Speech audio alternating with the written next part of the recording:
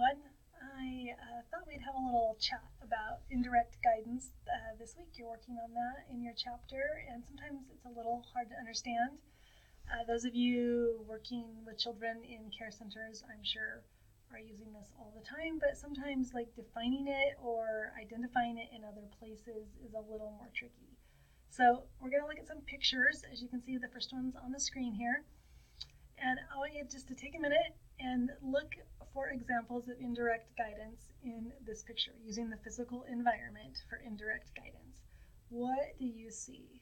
I'm going to just give you a few seconds and then I'll give you some thoughts.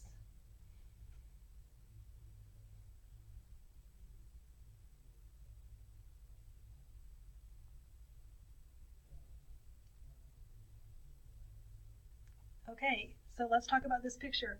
Excuse me. So I notice right away this little slide with steps here.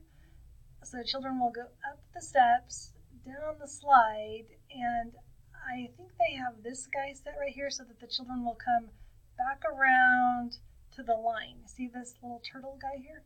I'm guessing they're thinking that this is helping the kiddos not step on the turtle. Maybe they'll come around and line up properly. Just a little hint there. And also this play area is keeping them from coming two ways to the line. They're not coming back around this way to get up the steps. So they kind of really only have one option here, don't they?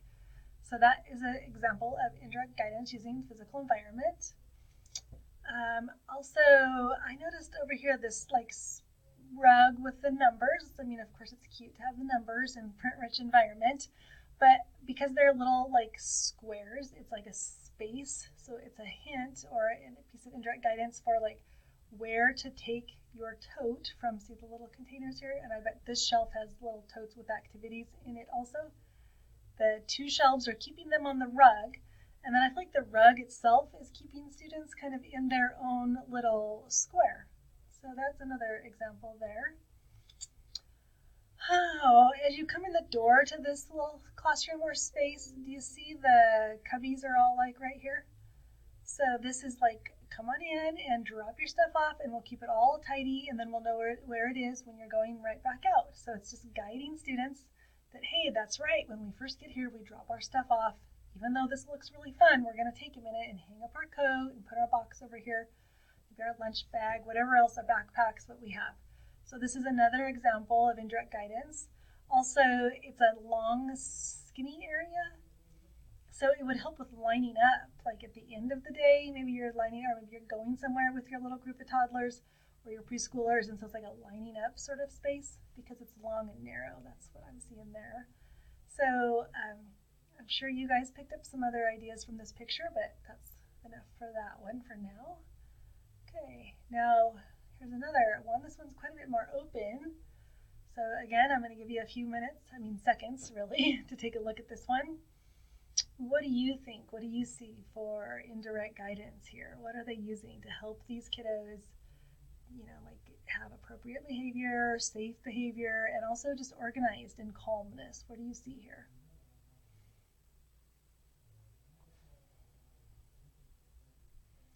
Okay, so if you are still thinking about it, you could always pause the video and then turn me back on.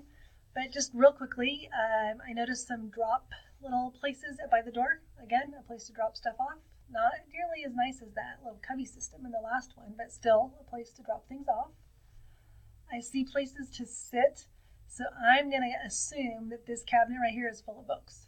So the students are being encouraged to sit here to read the books and not run all over the place with them. This is just this cute little area. Let's do our books here. What else do you notice here? I see workspace above with little totes, so I'm going to guess this is an activity the children would want to stand and complete right here possibly. Maybe this rug has something to do with what's on the other side of here.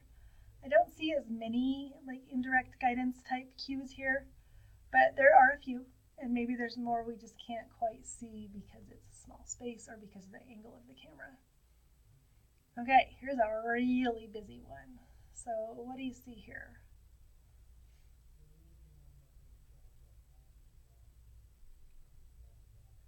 If you need a few more seconds to think about it, just go ahead and push pause and then come back after you've had time to give it some thought. So I like this one because you can clearly see there's been some busy children in here. So this is kind of fun to look at it after it's already like well used and not just all put away. So right away my eye went over here to this sort of, I don't know if this is another whole space or if it's the door. Like I'm kind of guessing the door is right over here just off the camera. And this is another one of those clues for like lining up and walking slow when we first get here. It's just kind of an entryway. So maybe that's what's going on here. That was my thought anyways. And then you see all these like shelves and dividers. There must be really great activities inside each one of these that are best kept separate. Whatever's in this cabinet, they probably don't want mixed up with what's in this cabinet. Or maybe it's just about spacing the children out. Like if I want to play this and I don't want to be real bothered, I can come over here or I can come over here because I have an idea of a space of my own.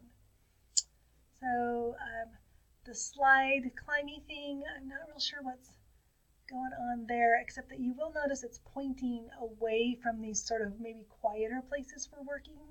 So maybe that's what's happening here is like, let's play the slide over here, but let's keep it over here away from these children who might be trying to do something a little more quietly. So, I mean, it's hard to identify exactly what is happening in spaces unless you actually work there or help design it. But I hope this gave you just a little idea of what we mean when we say indirect guidance, so you can find examples of it, use it in your assignments this week. I think it may come up again next week if I'm right. So anyways, I hope this is helpful. I also am wishing you all a great week and a safe weekend. Hang in there. We're almost to the halfway mark. I mean, almost. 1 more week, 2 more weeks. Okay, have a good night.